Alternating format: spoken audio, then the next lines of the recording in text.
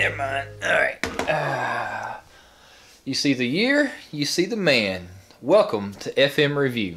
I'm your host, Freddie Robinson, and in today's video, I'll be going over the LG Premier LTE model LGL62VL cell phone.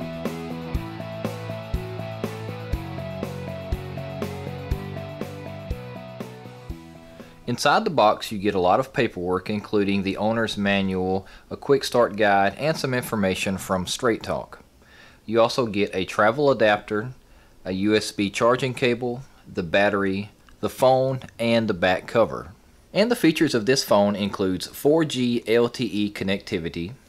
It runs on Lollipop, which is Android 5.1 operating system. It has Wi-Fi capability, an internal memory of 8 gigs. It supports microSD memory cards up to 32 gigs, but it does not include one. It has an 8 megapixel rear facing camera and a 5 megapixel front facing camera. It has a 1.2 gigahertz quad core processor, and it has Bluetooth 4.1 wireless connectivity.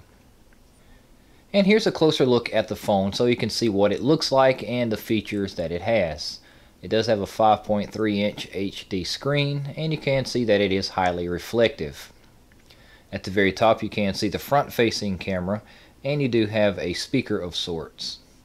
If you turn it to the side you can see how thin this is, and it does have a reflective metallic strip that goes along the side. And on the back side you can see a closer look at the circuitry which makes up this phone. You can see where the speaker is, and then if you turn it on the back side or on the bottom you have your 3.5mm audio connection and your charging port for USB.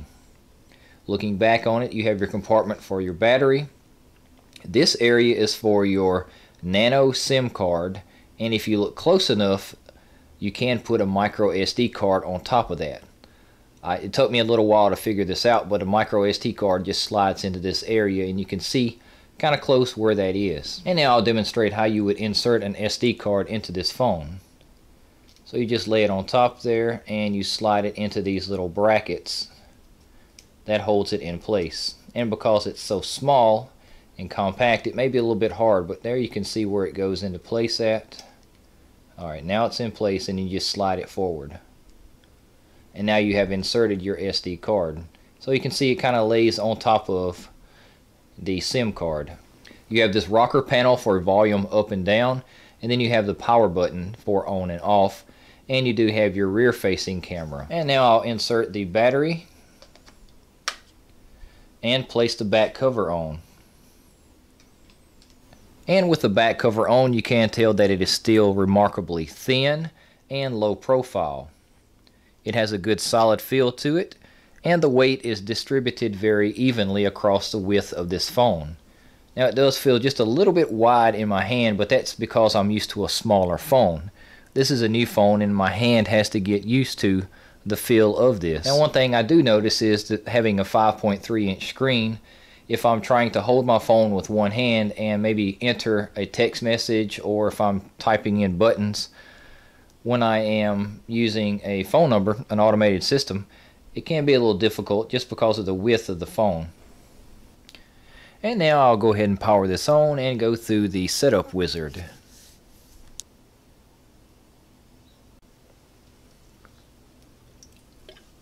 You first come to the LG welcome screen, and then you would select your language and your accessibility options and press next.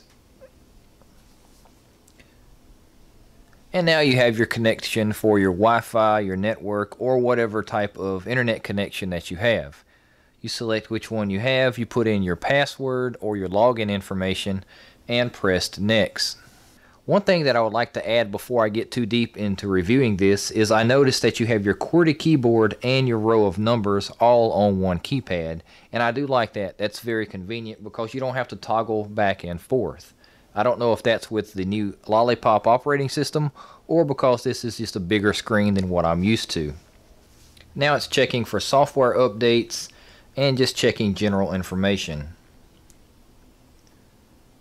It's going to ask you for your Google account, and I'll go ahead and add that. Here you have a screen about setting up payment. I don't know what that's about, and I always skip that. So I'll just say remind later and click next. You can choose to protect your phone with a password, or you can skip this. And I'm going to skip for now. It does give you a warning letting you know that you're about to skip this, and if you do want to, go ahead and hit skip anyway. And then now you have your Google services with a lot of the features that they add. Scroll down to the bottom and click next. Agree to the legal document.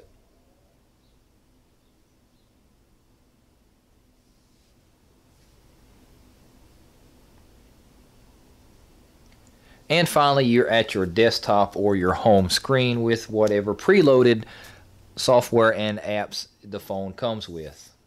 Now I do notice that the boxes around these little collections looks a little different than what I'm used to on my old phone. Some of the colors and the layouts and the icons look a little bit different. This looks new where capture is part of the menu at the top.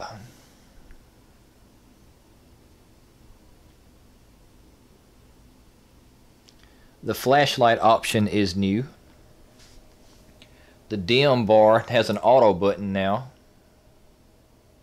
There's a Wi-Fi utility that looks new. Some of the icons look different, such as the calendar. It looks a little different than what I'm used to. Surprisingly, there's not a whole lot of apps on here, so it doesn't look like there's a lot of bloatware and junk that's pre-installed.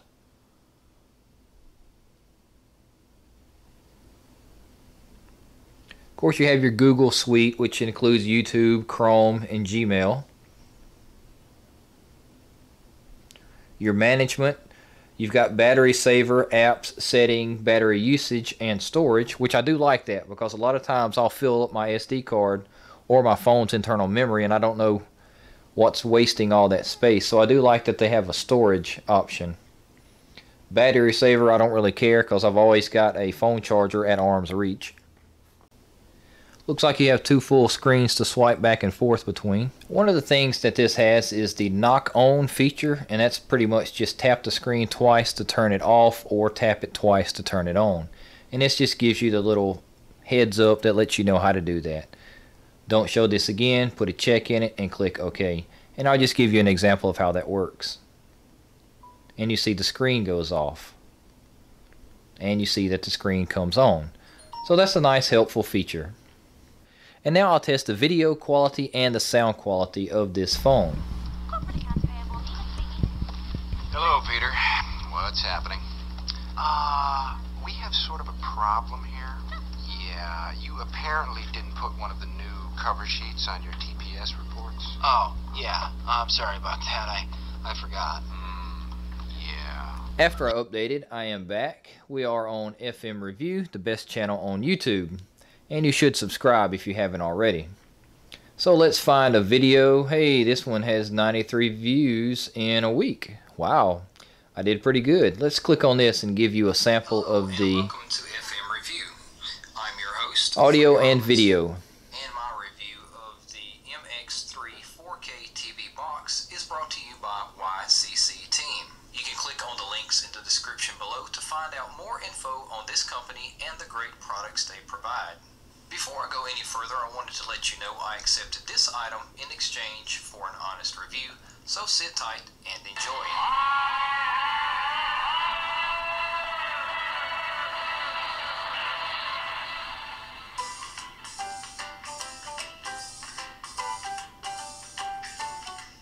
Inside the box you do get the MX3 4K TV box, the owner's manual.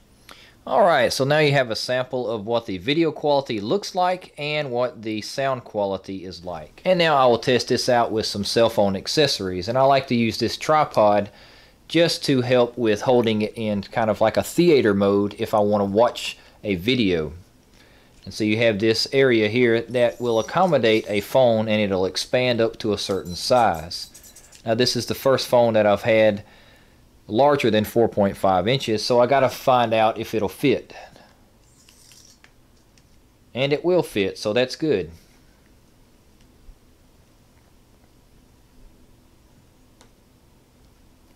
And because it's lightweight, it's not going to put a lot of pressure on the legs and it won't be falling out of place.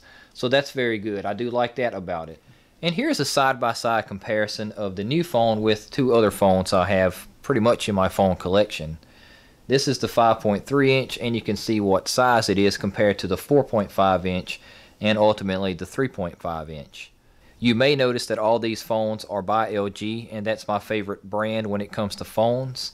I've never been let down by those. Even though I'm a horrible phone owner, the phones themselves are great. Because you can see, this is the past, every 6 months, it seems like I go through a new phone just because I'm rough on phones. As a firefighter, I put phones through horrible conditions. And LG has held up to the best of all those. I have great sound quality when I'm making phone calls and when somebody's listening to me. I've never dropped a call. I have good signal quality if I'm using Wi-Fi. The video quality is very good on these phones. The sound quality is good, and they generally hold up. Now you can tell this one has a cracked screen because it's been dropped multiple times. This one just got overheated and it was soaked in sweat because it was inside my turnouts when I was doing some training.